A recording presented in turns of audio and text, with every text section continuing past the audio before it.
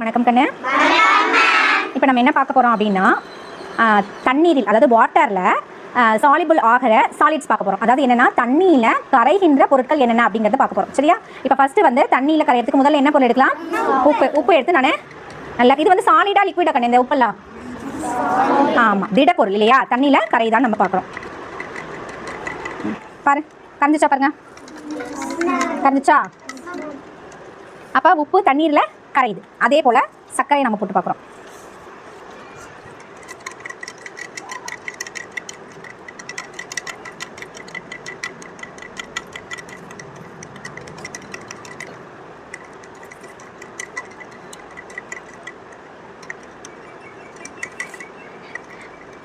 உப்பும் திடப்பொருள், சர்க்கரையும் திடப்பொருள். இது ரெண்டையும் நம்ம நீரில் கரைக்கிறோம் இல்லையா?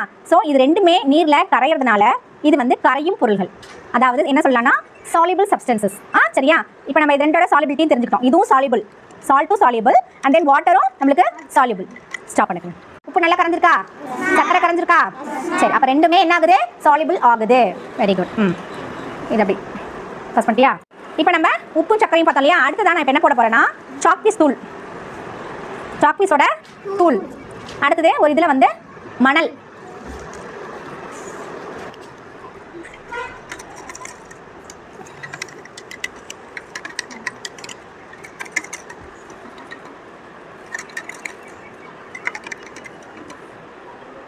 இப்போ உப்பையும் சர்க்கரையும் கொட்டி முதல்ல நம்ம கரைச்சோம், கரைஞ்சது. இப்போ பாரு அந்த சாக் தூள் அடியில் அப்படியே டெபாசிட் ஆகுது.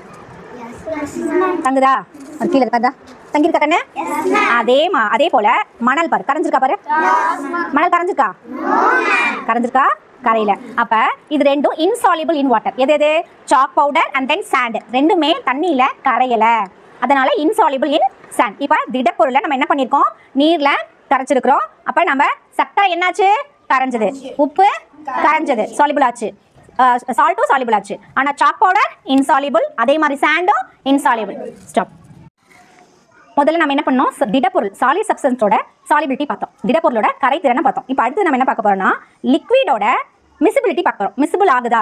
வந்து ஒரு திடப்பொருள் தண்ணியில் கலந்துச்சுன்னா அது கரைதிறன் அப்படின்னு சொல்கிறோம். இதே திரவமாக தண்ணியில் கலக்கும் போது அது கலத்தல் திறன் அப்படிங்கிறோம், அதாவது மிசிபிள் அப்படிங்கிறோம். இப்போ தண்ணியில் கலந்துச்சுன்னா அந்த லிக்விட் மிசிபிள் ஆச்சுன்னு அர்த்தம். லிக்விட் கூட மிசிபிள் ஆச்சு, கலந்தது அப்படின்னு அர்த்தம். இதே தண்ணியில் கலக்கலைன்னா அதை இம்மிசிபிள், கலக்கலை அப்படின்னு அர்த்தம். சரியா? இப்போ நம்ம என்ன பண்ண போகிறோம்? நம்ம கையில் என்ன இருக்குது? லிக்விடு. இது என்ன கண்ணு?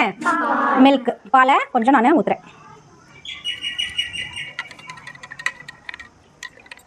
தண்ணியில் கலந்துருக்கா? கீழே இருக்கா? பாரு கலந்துருக்கா? அடுத்தது ஜூஸை வந்து நான் இதில் ஊற்றுறேன்.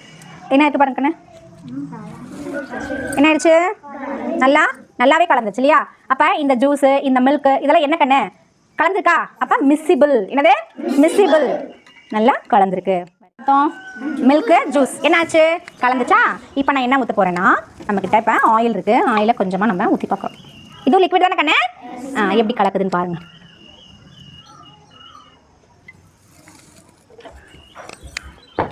நான் என்ன பண்ணுறேன்? ஸ்பூன் வச்சு நல்லா கலக்கிறேன். பாரு கண்ணு எப்படி இருக்கு? இம்மிசிபிள். இதுக்கு பேர் என்னது? இம்மிசிபிள். அதாவது கலக்கவே இல்லை. தண்ணி கூட என்ன ஆகல? கலக்கவே இல்லை. இப்போ அந்த பால் ஜூஸ் எல்லாம் எப்படி நல்ல வாட்டர் கூட நல்லா என்னாச்சு? மிசிபிள் ஆச்சா? ஆனால் இந்த லிக்விட், அதாவது வாட்டரும் லிக்விட் தான், திரவம் தான், எண்ணெயும் திரவம் தான். ஆனால் ரெண்டு திரவங்கள் என்ன பண்ணவே இல்லை? கலக்கவே இல்லை, மிசிபிள் ஆகவே இல்லைன்னு. இது வந்து இம்மிசிபிள். சரியா? அப்போ வாட்டரும் ஆயிலும் என்ன ஆகும்? இம்மிசிபிள், கலக்கவே கலக்காது. சரியா?